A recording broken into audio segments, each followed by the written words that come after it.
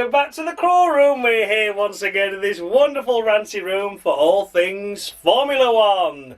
The Canadian Grand Prix has come to a close, and what could be said, we've had an exciting race in 2024. Unbelievable. Thank God for the weather, eh? We had sprinklings of rain, we had heavy downpours, we started wet, we were going dry, then we had a smattering again, then it dried up again. We had mixtures of strategies, we had it all, didn't we? We really, really did. And it provided an exciting race and exciting battles up and down the field. So if you've never seen this series before, I award the drivers out a maximum of 10 points based on their overall race weekend's performance, and I go all the way down to 0 if they have a particularly bad one.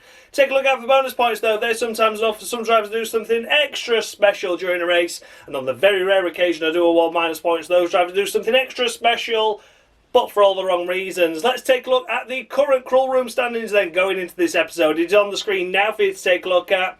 Have a look and see where your favourite driver is, and based on how they did this race, could you see them going up or could you see them going down? As mentioned, once again like Monaco, when the weather comes and the rain happens, it really does sort out the men from the boys, and we saw a lot of pathetic drivers but some outstanding drives as well. So yes, I'm pretty sure that this will all be mixed up by the end of the episode. So then, without further ado, let's kick things off with the race winner then, shall we? Of course it had to be, didn't it? Max Verstappen, but he didn't have it all his own way, did he? It started out in qualifying with an identical lap time to George of the Russell, but George of the Russell set it first. That meant that Max Verstappen had to line up in P2. The first time that's happened since 1997 at the European Grand Prix, and that was the top three that had identical times then. So yeah, it's a rare feat, but it happened, and the fact that it was 1:12 dead as well, that's quite unbelievable, isn't it? It's very rare you ever see a lap time that is 1:12.000. And then two drivers did it. That was impressive though, good to see, and added a bit of excitement to the qualifying session. As for the race itself, it got off the line well. Everyone really not revving the engines off and just knackering the bollocks off the car, wasn't there? Oh no, it was all about just controlling it off the line, and they all just sort of like us pulling away from a set of traffic lights in our road cars. It wasn't very fast or frantic, was it? So he lined up and positioned himself into P2 and then took the lead a little bit later on into the race. He led for quite a way of it, but then as the wet tyres, the intermediate tyres started to wear away, the track started to dry up. It was George Russell in first, it was Max Verstappen in second, and Lando Norris was the one that was on the charge, wasn't he? He was charging through the field and got himself into first place. So it looked like Max was only really on for a podium at this opportunity at this point. Then we had a safety car for Logan Sargent shunting. The way that filtered out meant that Max got into P2 then, wasn't it? Because they leapfrogged Norris and then got into the lead and then stayed there from there. There was other rounds of pit stops as well in between. But Max really ran a controlled race from that moment on, but he didn't have his own way, did he? Yeah, the race itself was fantastic, as you know, and Max Verstappen did put up a mightily impressive performance. There was a lot of drivers there that really could have won that race, both Mercedes drivers towards the end, both McLaren drivers, as well as himself, of course, so that was quite good to see. But as always, Max Verstappen prevails and he comes through as the victor. His main championship title rivals not scoring points or scoring very little as well, so yeah, extends his lead back out to the top, just as we thought there might be a chance of a championship battle in both drivers and constructors. Yeah, they've put that one to bed again, haven't they? But yeah, Max Verstappen this weekend, I'm going to score him 8 points. 8 points to him this weekend. There were a few little mistakes here and there. There was a little bit of moaning on the radio at times. You know, it was like, he did do well, and I don't want to discredit him for that, but at the end of the day there were some mistakes in there, there was a little bit of frustration showing in, and he did get lucky with the strategy and when the timing of that safety car came out as well. So yeah, Max Verstappen all in all drove fantastically well this weekend and is deserving of 8 points on the Crawl Room. In second place, we come to Lando Norris in the McLaren. What could be said for him this race other than what could have been? I do think that would have been a victory for him. I really, really do. The timing of that safety car call was suspicious at best, I must be honest. And I'm not saying it's a conspiracy in regards to favouring Red Bull or favouring Max or anything. I just think they wanted to see a Mercedes win, and it was George of the Russell's opportunity to win that race. Lando was 11.5 seconds ahead of Max Verstappen at that point, and he was already down the pit straight, but Logan Sargent had already shunted, and they already passed him. They had almost a full lap to call safety car, but they didn't do it until Lando Norris went through the final chicane, and then they called safety car, and he couldn't pull into the pits. So unfortunately that meant that Lando Norris came out the pits when he did stop a lap later than everyone else. He did have to, admittedly, then slip in and slot in to the third place position. It's a shame, isn't it? It is a shame. And then in the race itself, he then took the lead again, as he was on the alternate strategy going for the dry tyres. They tried the overcut, did McLaren, because they could see that the ones that had pitted for the slick tyres that were the first had really bad outlaps. So they were like, look, let's build the gap on the inters that we've still got left and the life we've still got left in them, and we'll try to do the overcut. The overcut did work to a certain extent. He did come out in first place briefly, very, very briefly. But the way that Canada works, the turn 2 corner, which the pit lane rejoins, was round the outside on the very, very wet and slippy stuff. Obviously on relatively cold slick tyres, and lost traction, and Max just slithered his way through. But he did gain on George of the Russell. And from then on, it was P2. It was all about managing the gap. I think that pace at the end there, he did have options. There were things that he could have done, but again, a couple of little mistakes. There was a lock-up, wasn't there, at one stage where George of the Russell tried to fight back at him. So, it wasn't perfect by Lando's any stretch of the imagination, but he was unlucky with the timing of that safety car. For Lando Norris, I am scoring him 9 points. 9 points on the cruel room to Lando Norris. Again, perfect. Really, really job well done, to be honest. He was fractionally away from getting pole position himself.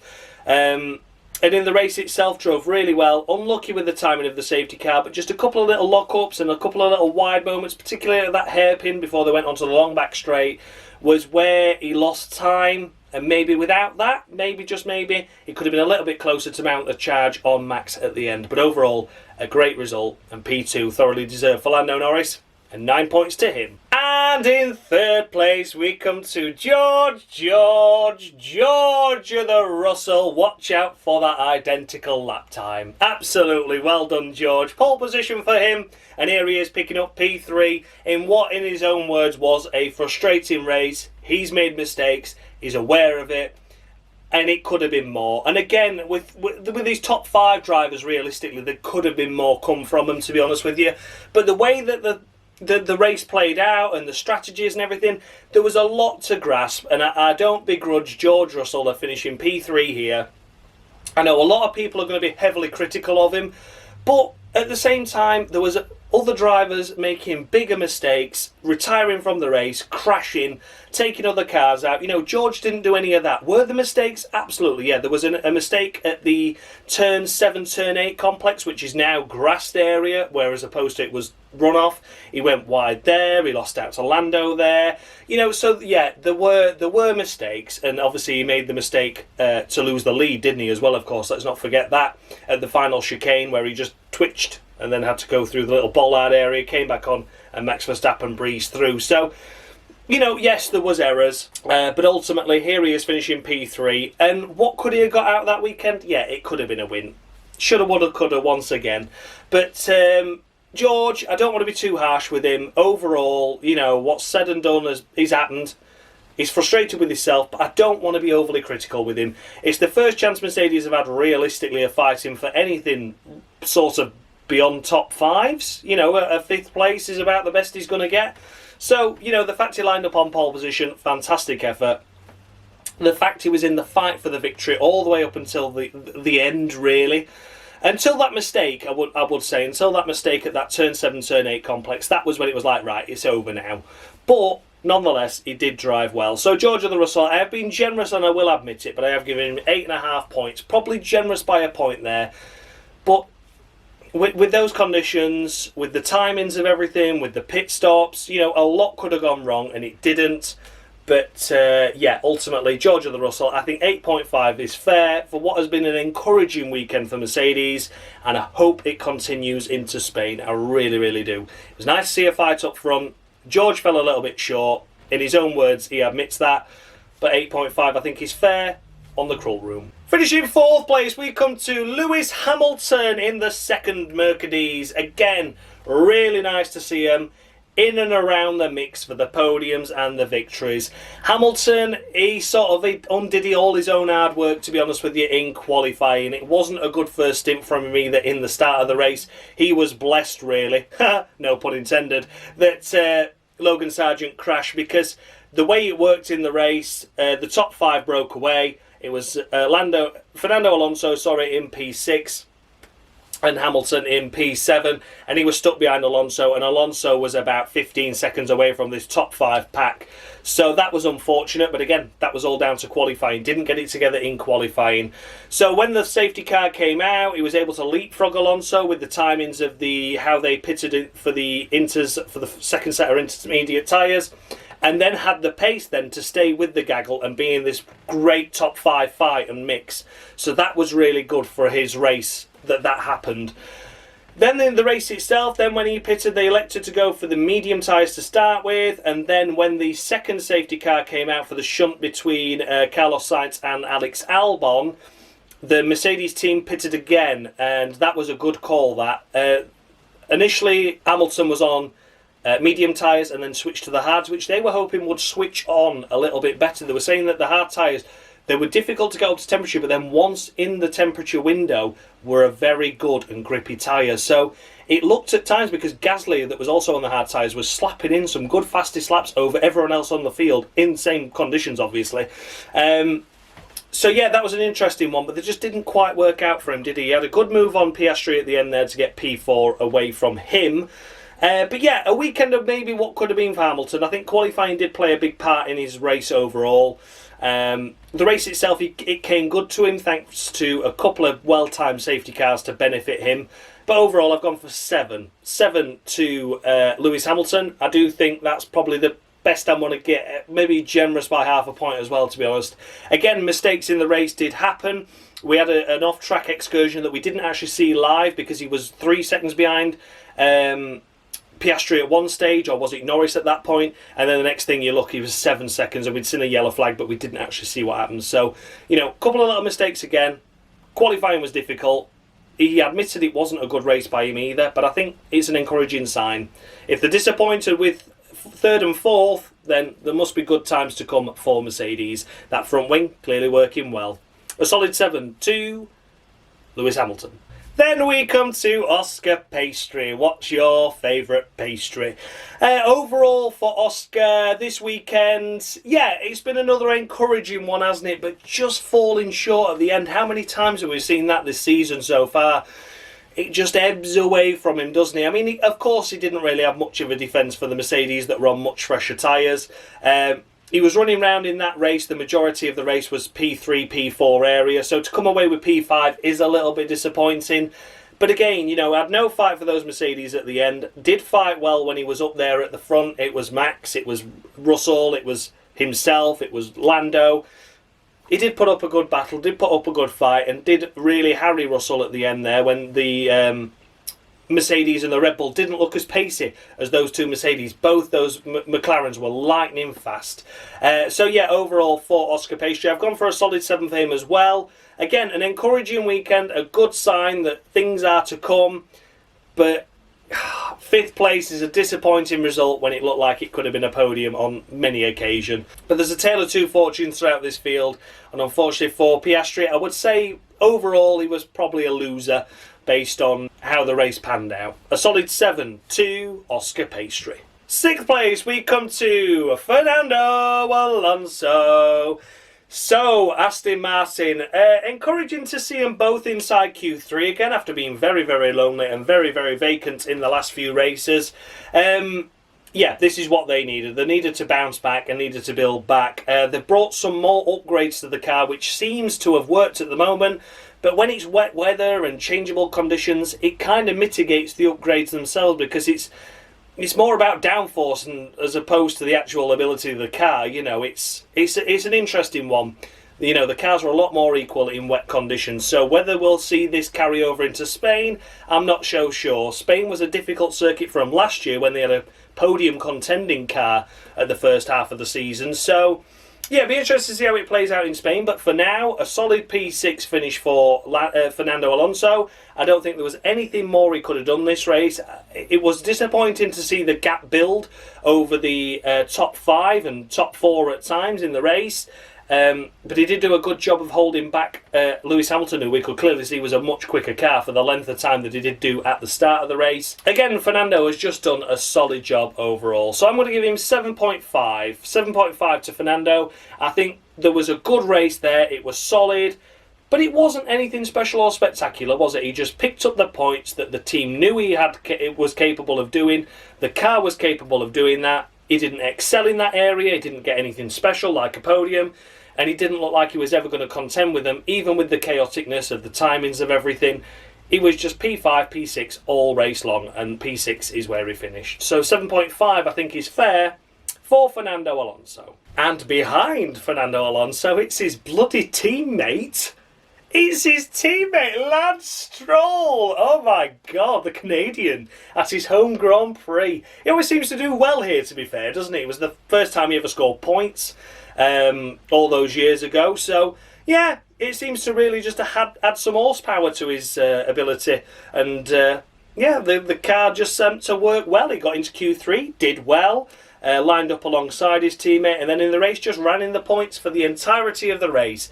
He didn't go off, that we saw anyway. I mean, he might have had a minor excursion. I'm not going to hold him to it. You know, everyone was going off at some point, but, you know, no drastic errors. But there was no hitting walls. There was no crashing out the race.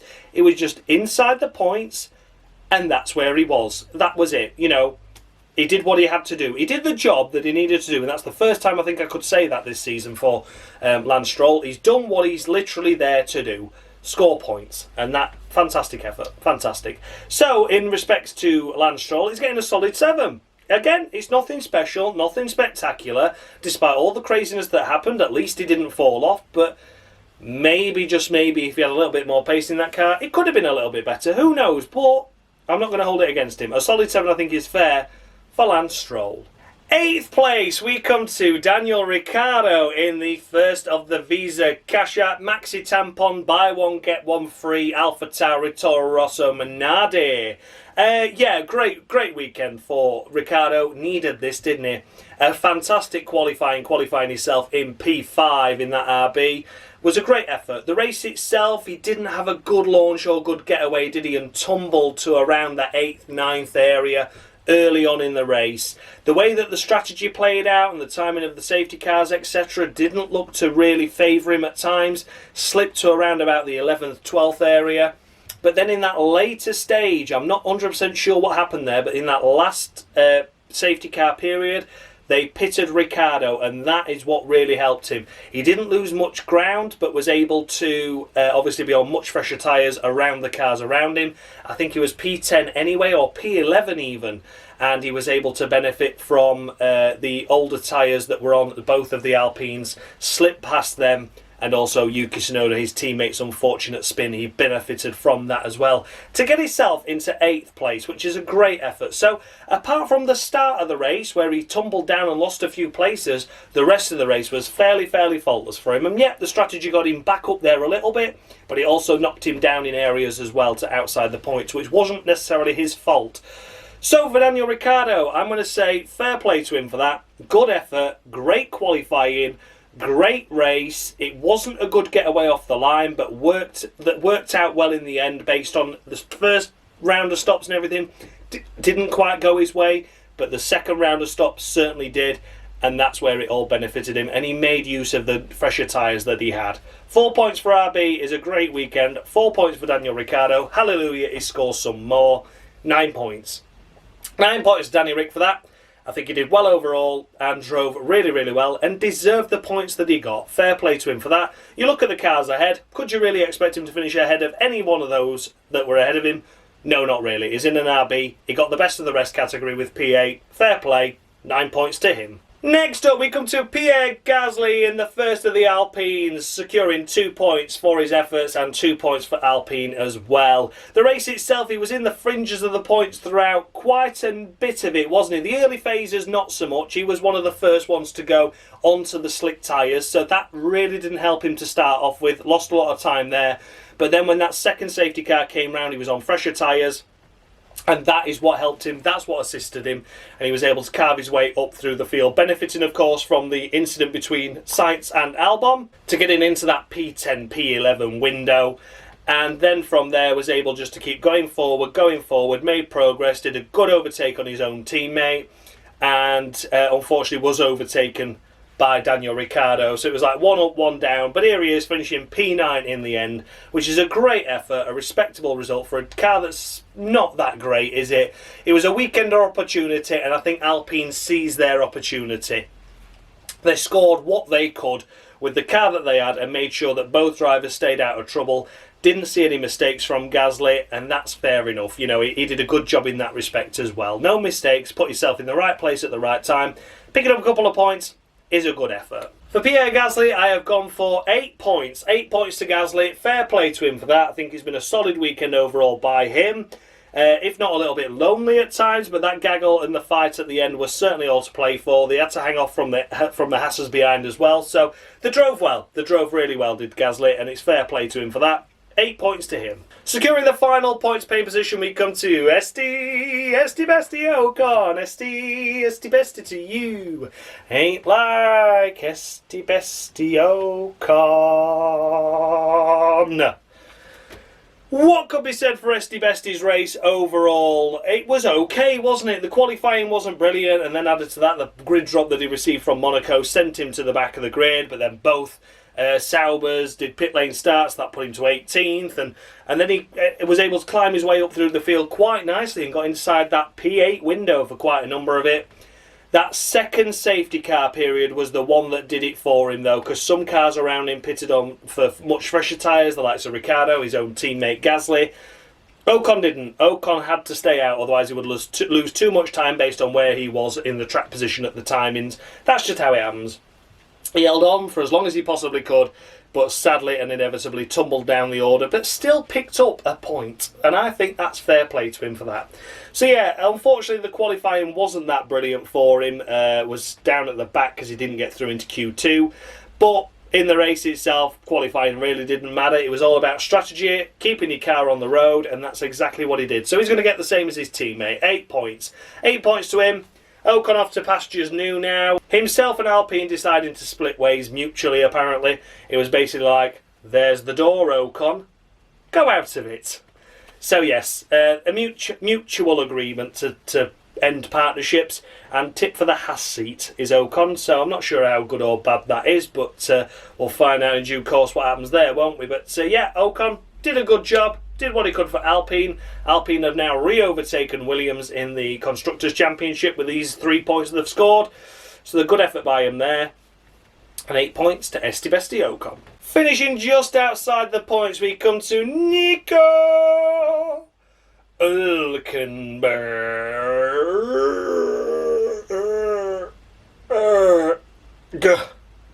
Oh, I needed that.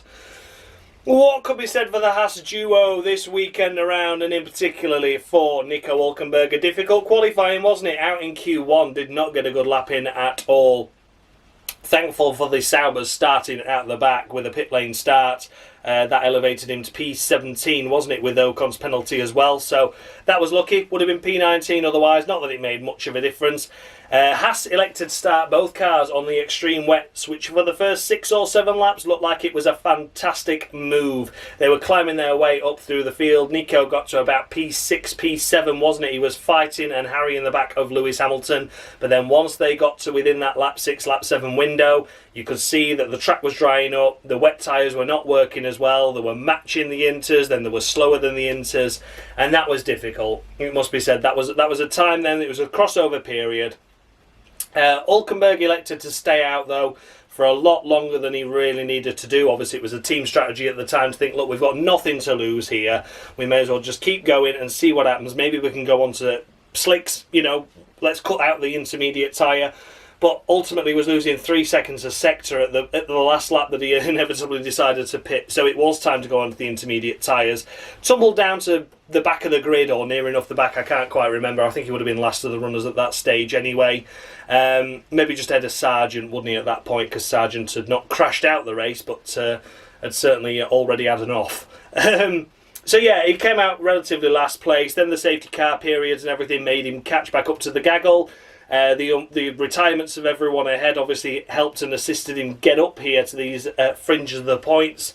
But in the end, just wasn't quite good enough to secure a point and nab it away from Ocon or Gasly ahead in the closing stages. P11's where he finishes. So yeah, for Nico Hulkenberg, bit of a difficult one to judge with strategy, but I think there was more in that Haas. I do think both drivers should have been in the points, despite that start on the wet tyres. That should have maybe helped them more than it hindered them, but it did hinder Hulkenberg, I know it did. But yeah, it would have been nice to see Hulkenberg scrape a points at least. It's going to be 6.5 to Nico Hulkenberg for that.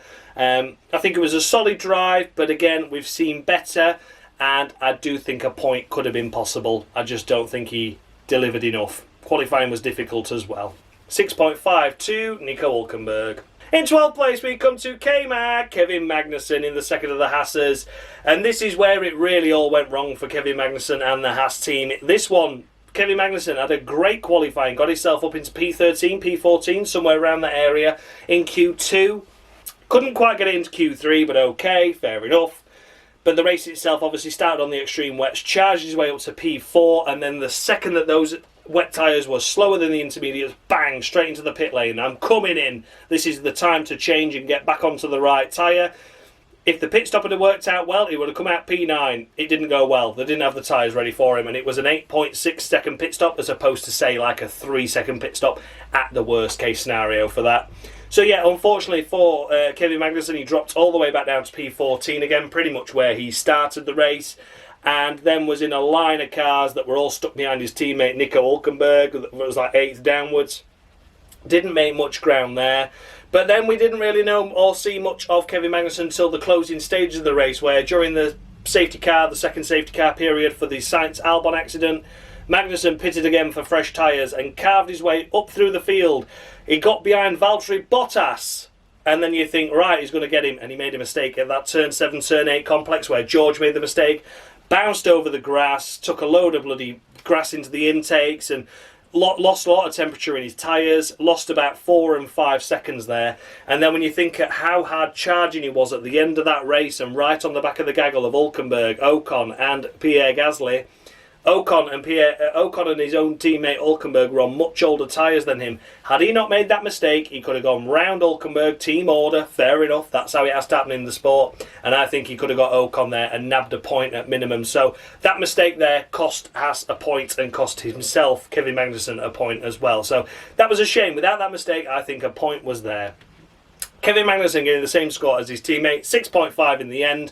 Again, you know, strategy played out well, or should have played out well. They were pitting K-Mag on point exactly when they needed to do it, and they screwed up the pit stop. So that was unfortunate. That wasn't K-Mag's fault, but that mistake did cost him a point there, I do believe, because he lost about 5 seconds as an absolute minimum, maybe a little bit more to get the tyres back up to temperature again after bouncing through the wet grass, and to be right on the back of his own teammate who was on the back of Ocon.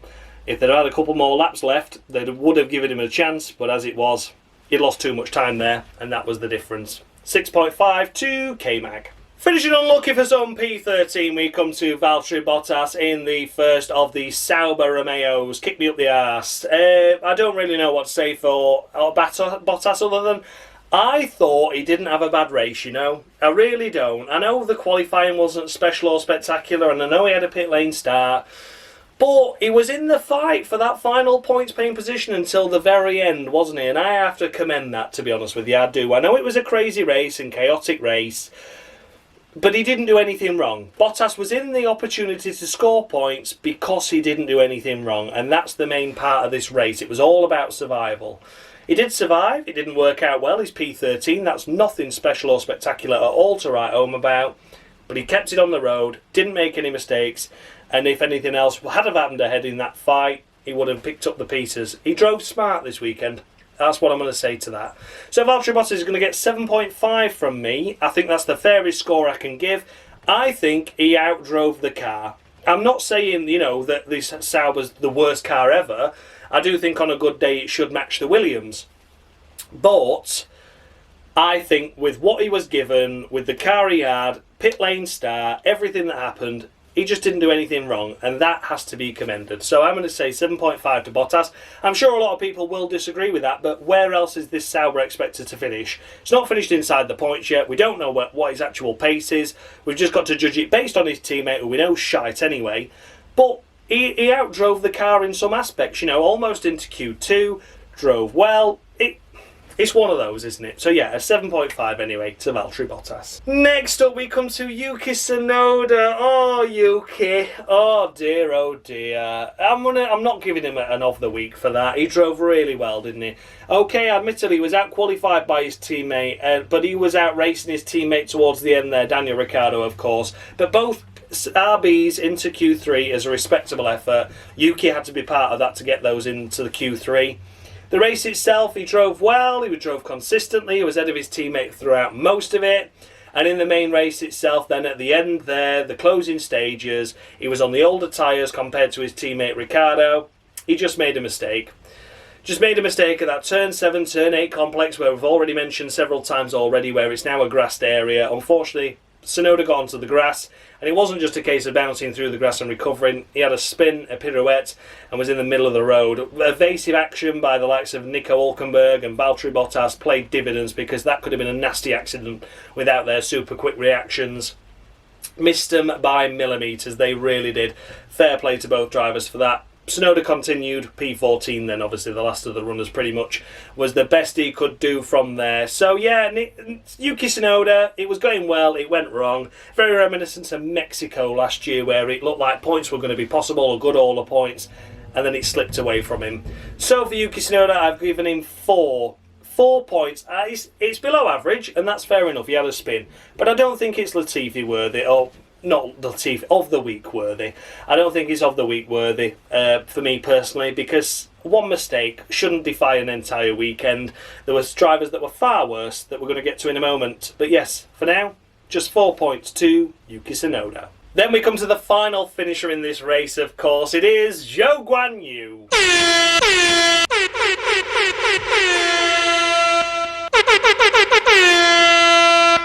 My short Formula 1 career was mainly spent in the pit lane or in the barriers. It was rare I actually finished a race. And there we have it. Jean-Christophe Bouillon of the week to Zhou Guanyu. Oh my God, he had a crash in practice 1, he had a crash in practice 3.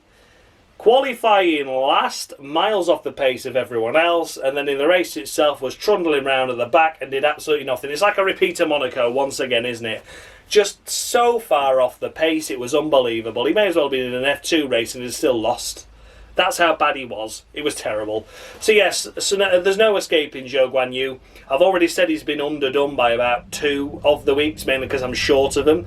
This weekend's no exception. But, yeah. He cannot escape that. I'm sorry, that was a dismal drive once again.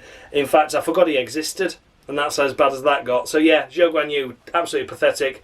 It's not of the week to him. Next up, we come to Alex Albon in the Williams. Oh no, how unlucky. How unlucky can you be? That's a shame, that, isn't it? What a shame. Points were possible there.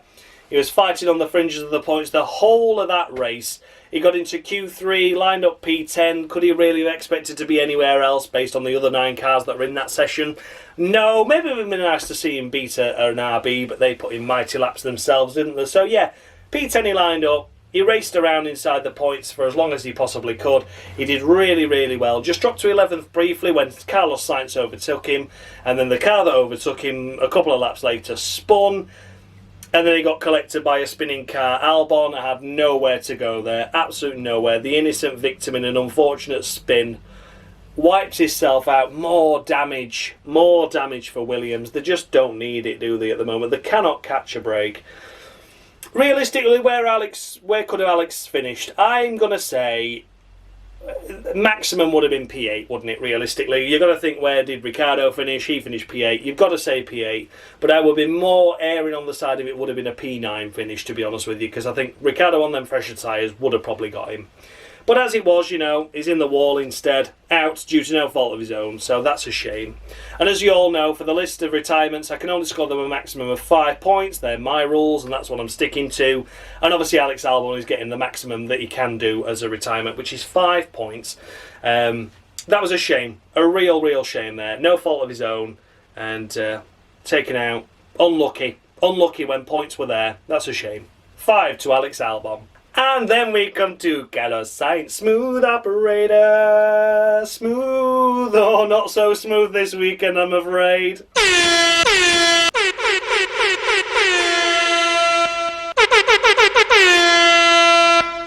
The last Formula 1 race I took part in was the Pacific Grand Prix in 1995.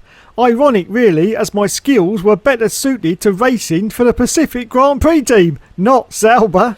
And there we have it. Jean-Christophe Bouillon of the week to Carlos Sainz. Oh dear, oh dear, oh dear.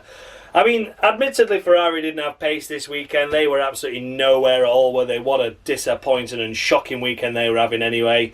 Sainz was struggling to clamber around in and around the points, or even struggling to score points, but then a clumsy spin, taking out Alex Albon, an innocent victim. I'm afraid that has to be of the week worthy. Yeah, the spin itself wouldn't have given him 1 if he'd have spun. I'd have just said, look, it was a shit car this weekend. I'll call it 4 or 5 points or something and I've done with it. But the fact that the spin resulted in his own retirement and the retirement of another car that was an innocent party, that has to be of the week worthy. So yeah, Carlos Sainz, after such a dominant start to the season, minus the appendix, yeah, a bit of a fall from grace this weekend, not just for him, but for Ferrari as a whole, which is a great shame. Carlos Sainz, it's an of the week. You all know why. And that's that, I'm afraid. Next up, we come to Checo, Sergio Perez.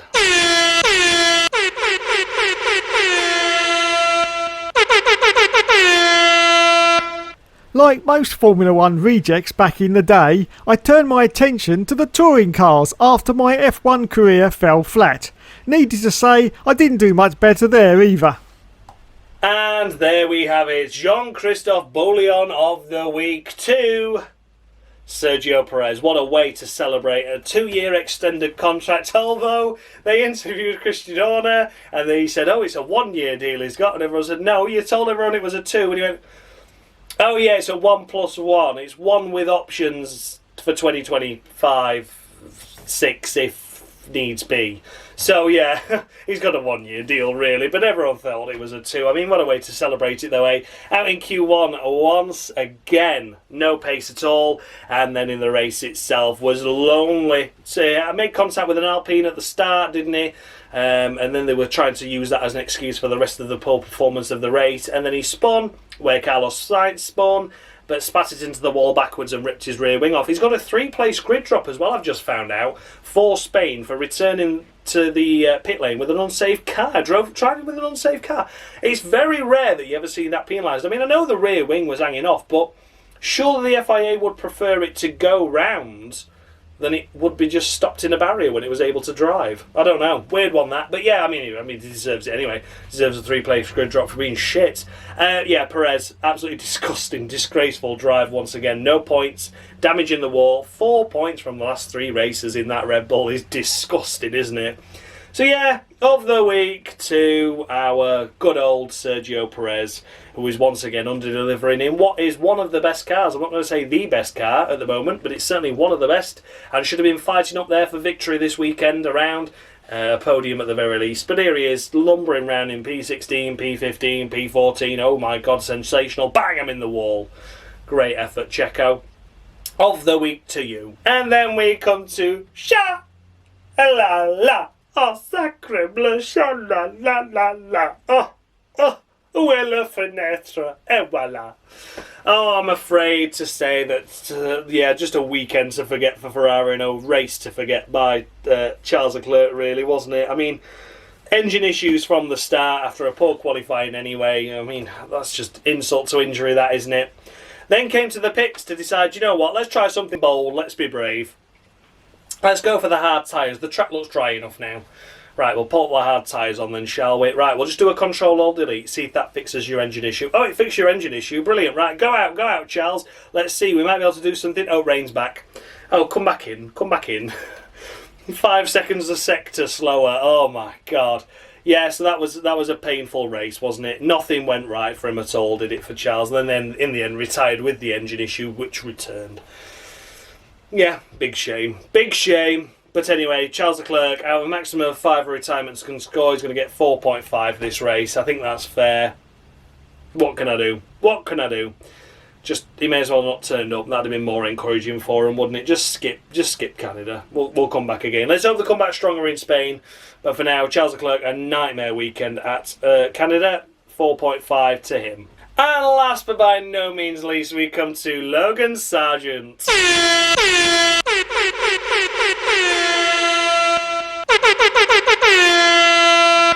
I spent the majority of my F1 career racing for the minnow teams. A bit like Alpine these days.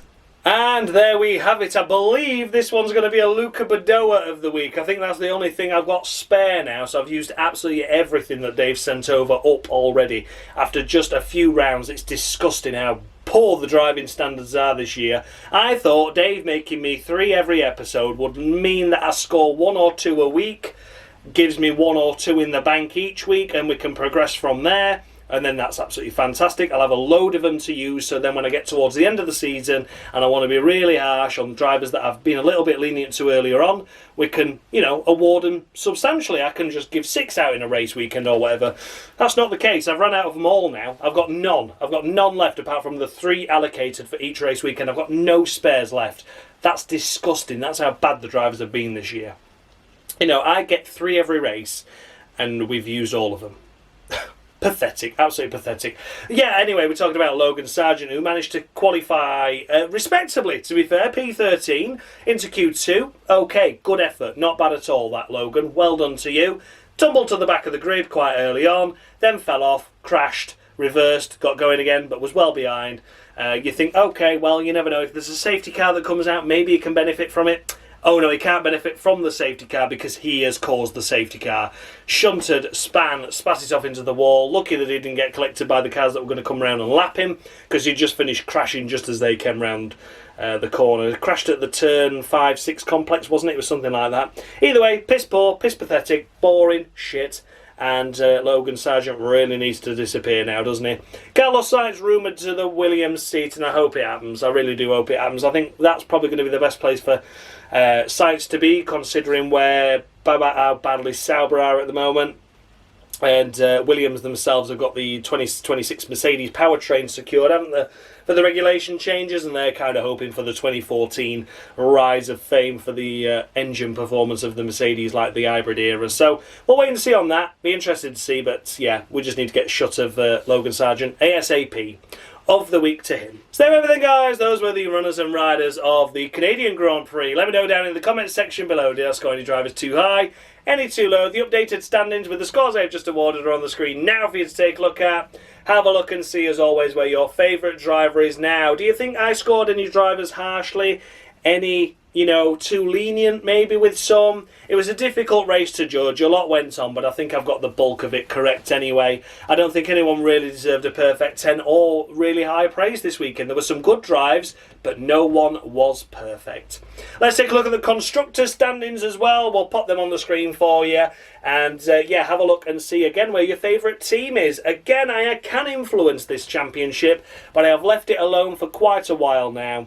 I was toying with the idea of Ferrari, maybe knocking some points off of them.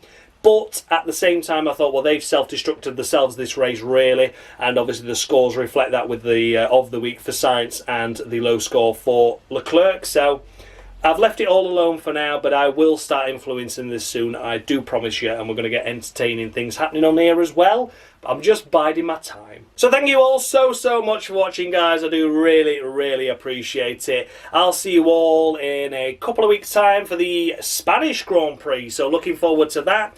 Let's see what happens at Barcelona. It's normally not a fantastic race, is it? But you never know. Maybe changeable weather conditions again.